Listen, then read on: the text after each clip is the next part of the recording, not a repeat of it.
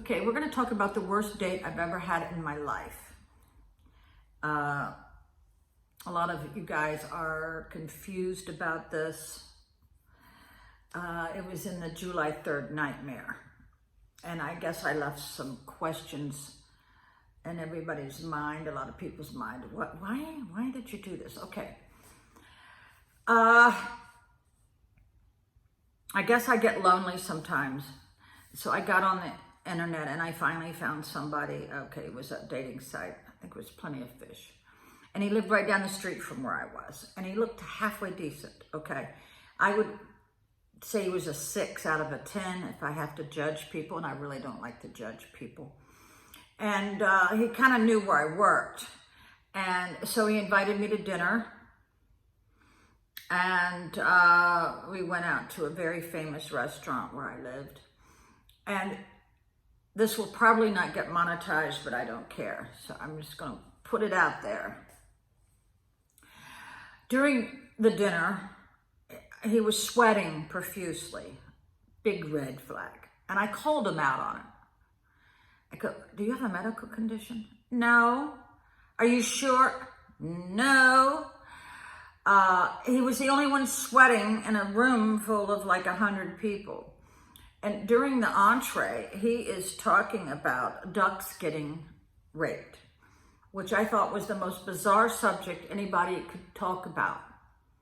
So then this next subject over us buttering our bread was him talking about women squirting. Okay, I think you should only talk about that to your spouse or to your fiance, and even if that, I don't know, but I thought that was another red flag. So I said, okay, that's it. I don't want nothing to do with this guy. So I blocked him. I really did. I blocked him. 7 days later, I start thinking, I go, you know what? I hear from all these guys that us girls are too hard on you and we never give you a chance. And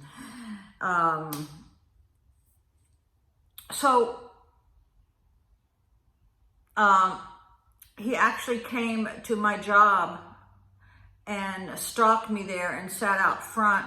So when I saw him, I asked for another fellow associate to walk me through my car. I ignored him. Guys, you don't do that.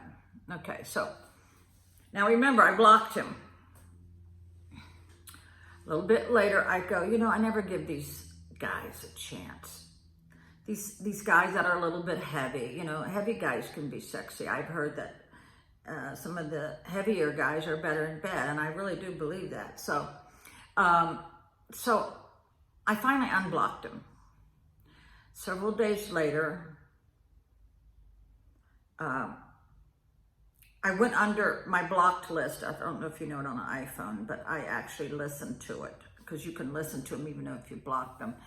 I opened it up and he sent me 2 of the most apologetic voicemails. Oh, I am so sorry. I am so sorry. I swear, give me one more chance. And I saved those. I have them still on my phone. Please give me another chance. I will make it up to you. I will give you my word as I am a gentleman. I will treat you like a princess. Blah, blah, blah. So I said, okay, he's apologized. I am going to contact him. Now, during this time, my brother was planning a July 4th thing at his cabin in West Virginia.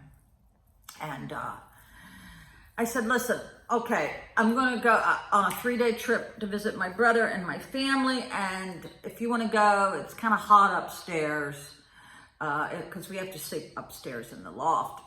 And he kept saying, I can't, it'll be too hot. Let me go get us a hotel. Okay, all right, okay.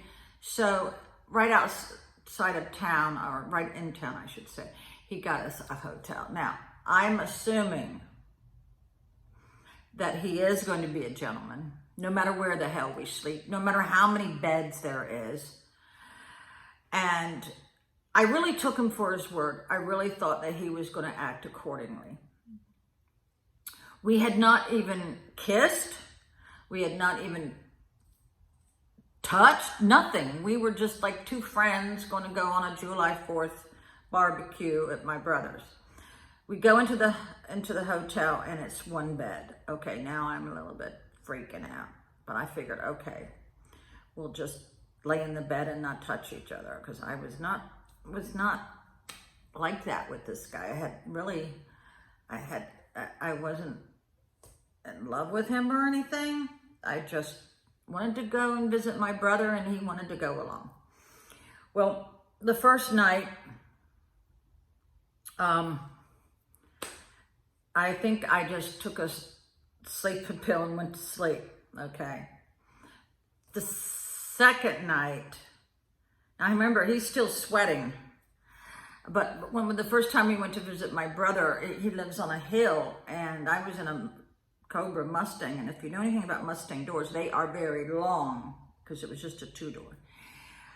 I didn't know if my brother was there or not, because he had parked underneath the tree. So I stopped on the hill, try to get up the hill, and this jerk ass opened the passenger door and got it wedged in gravel, and I could not go forward or backward, or I would have ripped my door off, and this jackass stands outside. Like, what? I said, don't move. I got out. He was just a weenie. I got out and dug out all the gravel around the door. Then I was able to back up, or whatever I had to do to get up that hill. I realized then that he was not very smart. Okay. And of course, he's still sweating. He's still sweating profusely. And he had taken off his socks and put them in the back seat of my car, and they were gray. They were supposed to be white, and they were funky. They stunk. Now, during this whole time, he had this white foam around his mouth. I thought he had rabies. I wasn't sure. I said, what the hell's going on with you? He had this white foamy stuff coming out of his mouth. Now you see why I didn't even want to kiss him or nothing. Gross. Not only did I have to smell the sweat, but I had to look at the foam. And I found out he was chewing on these white mints with the hole in them. And that was causing this circle, this white stuff all over him. Okay, so now, on the second day that we were at the hotel, he kept saying, let's go take a nap. I said, okay, we just woke up, but we'll go take a nap again. Well, I caught on, kind of. He just wanted to get me back in the bed. Well, so I just curled up and went to sleep. And I had on like every bit of pajamas I could find. I was not trying to turn this man on, nothing. So that night, we were in the bed again. And he went and took a shower. And for some reason, I timed him. He was in that shower 45 minutes. I said, what the hell do you think he's doing? Well, you guys know what he's doing. I don't have to say it. Okay, so, weird. So he gets in the bed, and I'm already, ready to go to sleep. And he pulls down his pants and he starts, making love to himself. Oh. And I try not to look. I wanted to run away. I wanted to hide. I wanted to scream, you name it.